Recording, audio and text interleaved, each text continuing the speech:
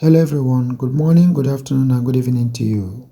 Please subscribe to my YouTube channel if you have not subscribed and turn on the notification bell to stay tuned whenever I post a new video. 14th day of every February is the day that the mother and father of the modern day Biafra were laid to rest in their home Afaruku in Abia State. And every 14th day of February is the Remembrance Day. So Biafrans all over the world are remembering them for giving birth to our hero, Mazi Nnamdi Kanu, Onyendu of the indigenous people of Biafra all over the world, the tone on the flesh of Nigerian government and all the haters of Igbo race. May the souls of the modern day father and mother to all Biafrans continue to rest in peace. Goodbye, our heroes. Once again, ESN is at it again as they have done what they are known for, what they have sworn to be doing, and what they have decided to do in order to ensure that our land is safe. They hosted yet another camp of Fulani terrorist Janjaweeds out of the eastern region. This is Eastern Security Network in Ebonyi Command. We are here to do our work. We are here to clean our bushes. We are doing our work. Eastern Security Network, Ebonyi Command. We are here to set them on blaze. We don't need Fulani in our bushes. We don't need Fulani herdsmen in our land. This is a Biafra land. We don't need Fulani in our land. Eastern Security Network, we are doing the wonderful work. We are here to settle the Fulanis the way they like. If anybody comes for this challenge, must go to heaven immediately. We are here to do our work. Eastern Security Network. Eastern Security Network.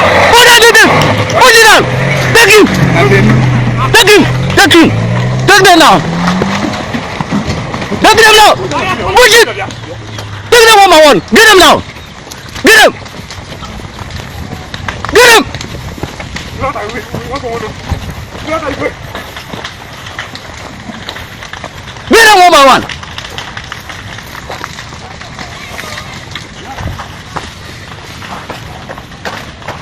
Push it up! The Eastern Security Network in Ebonyi. We are here to do the needful.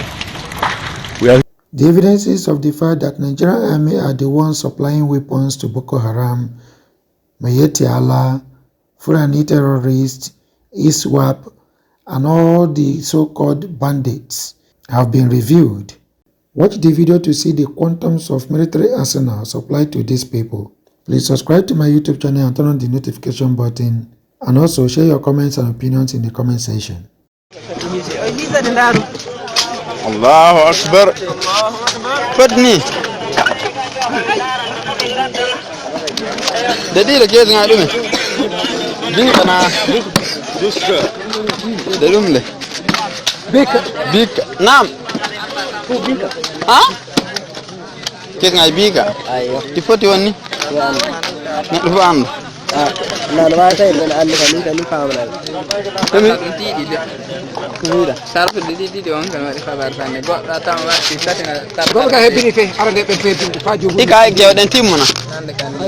Tim mana? تقف كان تيماي Ayo tim mana jam jamaah sarata pa kasa.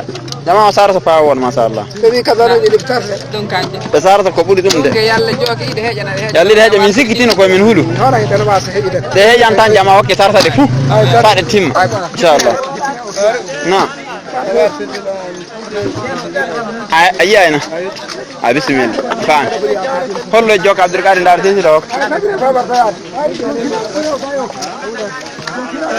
No lumo. Lumo. Min dina kile mitira ne banu ko min na was. Ngani min ko. Mai ba ka je puya tarto pa hewa yo ka kila de min tai da nyakata ye tarte pa hewa inshallah. Da nyakata ye tarte onnani. Alhamdulillah rabbil alamin. Ka so ben fote lumo din feeju. Dinu no fote lumo yugo wondo na dum take da ko tay bottu don he cuka ena jaddu.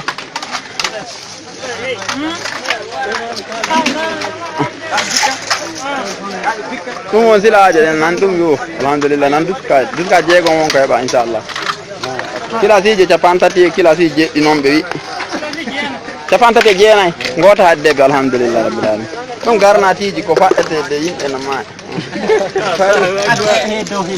ɗum do atte nan abzakour bone muɗum no yinno gasata noon asura kala ayo min famdi kabaru min feccan jabi moɗon toon joka waɗete habar inchallah ɗum ka zanuji noon dewtere qur'ana ɗo alhamdulillah rabbi aɗa nde dewtere ka finta yaaɓe ɗe dewtere ka jaɓanta en ɗum Abrakazim lu moɗon go warum pam ɓama widdo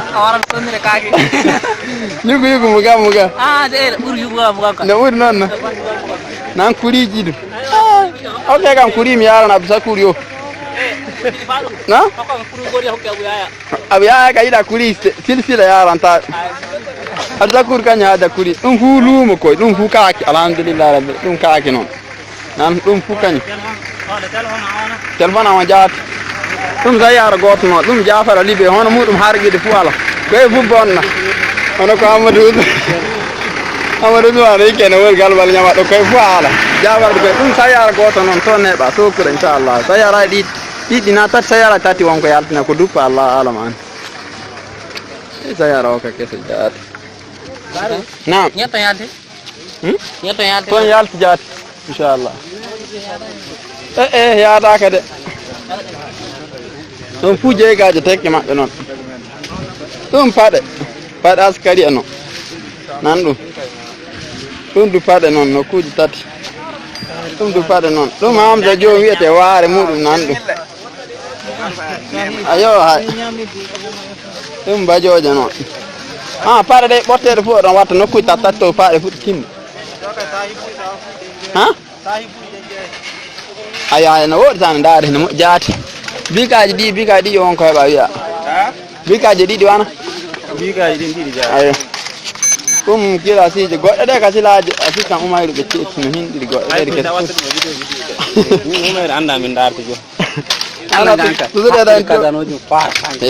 dongal ɗum fu fukkotono ɓoyi tan wona wakkata ko ɗe o yaaɓe ɓoyte fiɗa so fukka kille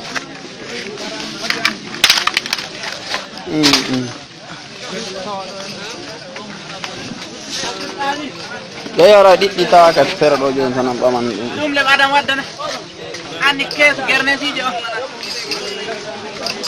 nan duuji kaw ko nan hoore muɗum ɗum hoore duuji ko wonko wayni heno mawni ɗum fof ko waɗirte yimɓe ko ɗum keesuŋaji muɗum aboubacar de ɗum le ɗum hawni na an ɗum kaaƴe duuji ko wonni yo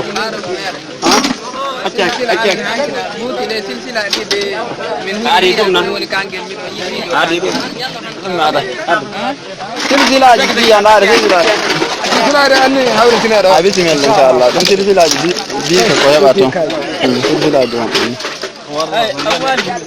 keesuŋaji ay hokko sar yawto atan juuba am aɗa wadda ko sarate anni an santi waggi ɗum yaw e te guyto atan juuba am aɗa kala ni goli ɗin fo wara tarta ɗum fa hew juuba am no ɗayirɗin an kinka ɓogge mi funete nan mi wiɗa juuba am mo tawa tan jundi ami ɗum funa an na anati ana andi a yoppi paru ko anati a yoppi anati yaw wawi ɓama